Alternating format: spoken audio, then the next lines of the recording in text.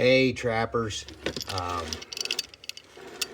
I've had so many people ask me about this and my reveal, quick little video just to kind of show that it's coming soon on the new Duke 450. I figured, well, I wasn't in a real hurry to make a kind of a review video for two reasons. One, it's very similar to the MB 450. And two, this is kind of just a prototype. And Duke might make a few little tweaks to it in the final production. But I'm just going to go through and, just tell you my initial first impressions of this trap. It's going to be made in two versions. Offset jaw, I believe that's about 3/16 inch. We can check it with a... Yep, that's exactly a 3/16 inch offset, and the regular jaw. And my prediction is that Duke is going to sell way more regular jaw 450s than offset jaw. And the reason for that is I know a lot of live market guys, or some of the live market guys that use this trap, they prefer the regular jaw. And when I purchase some, I will be purchasing regular jaws, and I'll tell you why. A debris gap is, very important to me. It's one of the most important features in a trap. Much more important than pan tension, in my opinion. But even with a debris gap, you can get stone, debris, a stick, even, big clump of peat moss. And it'll hold them jaws open just a bit. And when you already have a 3/16 inch offset, it, could open it up enough that you'd have a pullout. So regular jaws more or less are just more forgiving. They are also, more multi-species, usable. I'm not the type of guy that, runs one type of trap. I just love trying out new traps. I love using different things. So I use regular jaws, offsets, a lot of different brands, sizes. I just like experimenting. And, something that I've seen, and there's going to be guys that will argue with this, but I've seen it too many times in my trap line. You will lose more raccoons and more skunks out of an offset jaw trap. I've proved it to myself many times. And really now with skunk prices and what Skunk Essence is bringing from lure makers, the skunk's probably about the most valuable animal out there you're catching.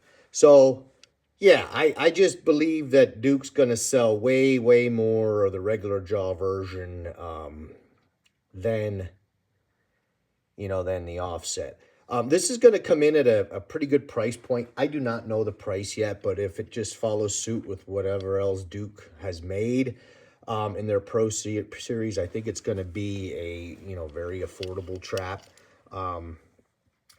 Kind of the niche that I see this trap filling is, I believe it's going to be a very popular trap in the East for Eastern trappers.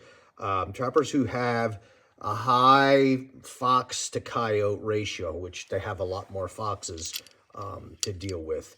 This trap's going to hold your coyotes, but it's going to be very user-friendly, very fox-friendly.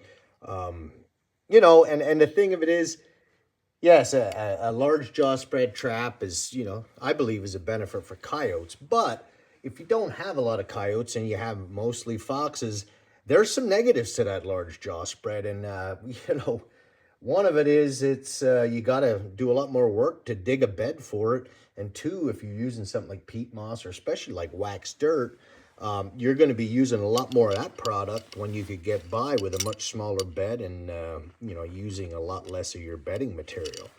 So, yeah, I think that, like I said, to reiterate there, the regular jaw is going to be, in my opinion, the most popular model.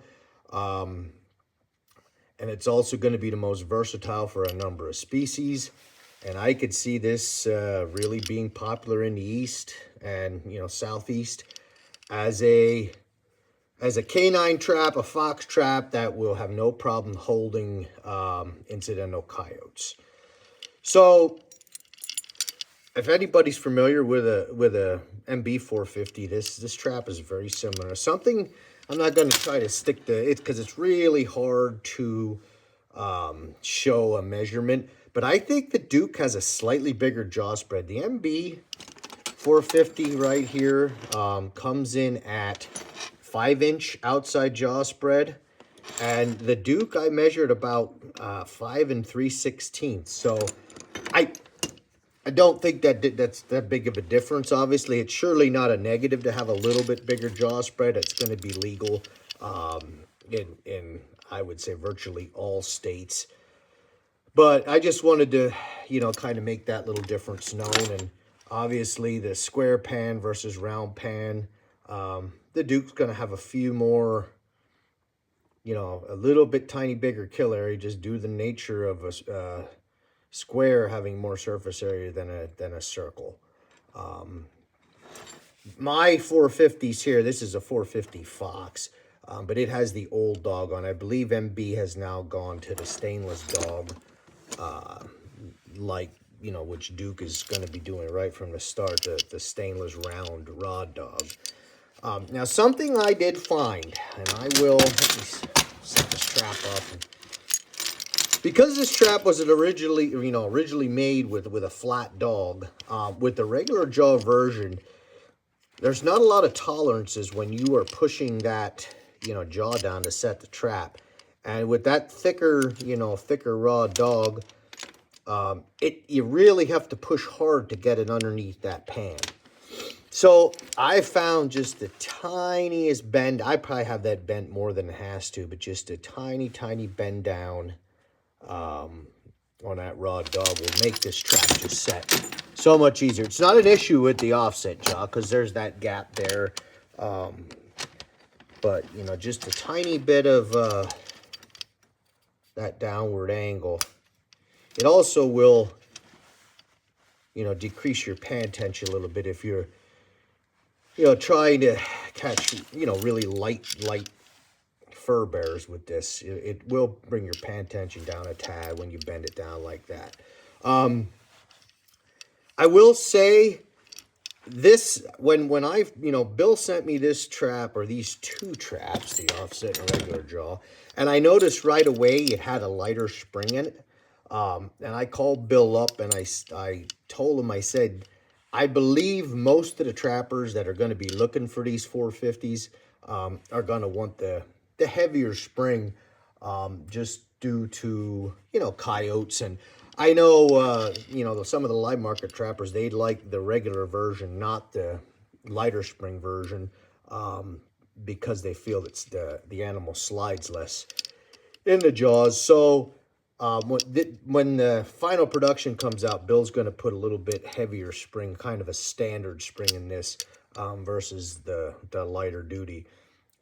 And, then we can play around and look at pan tension once we actually have the final production in hand. But it's going to come with an inline or mid-chain swivel, 3 swivels, base plate. But there isn't a whole lot really, you can review on this if somebody is familiar with the MB 450. But like I said, that dog on the regular jaw version, which like I said is going to be the most popular one in my opinion, just a tiny, tiny bend. And I might do a video when I buy my 450s to show you kind of how I bend that down just a little bit, so that it just makes the trap more user friendly. You just don't have to push down on that dog as hard. But other than that, there is not a whole lot more to say about it.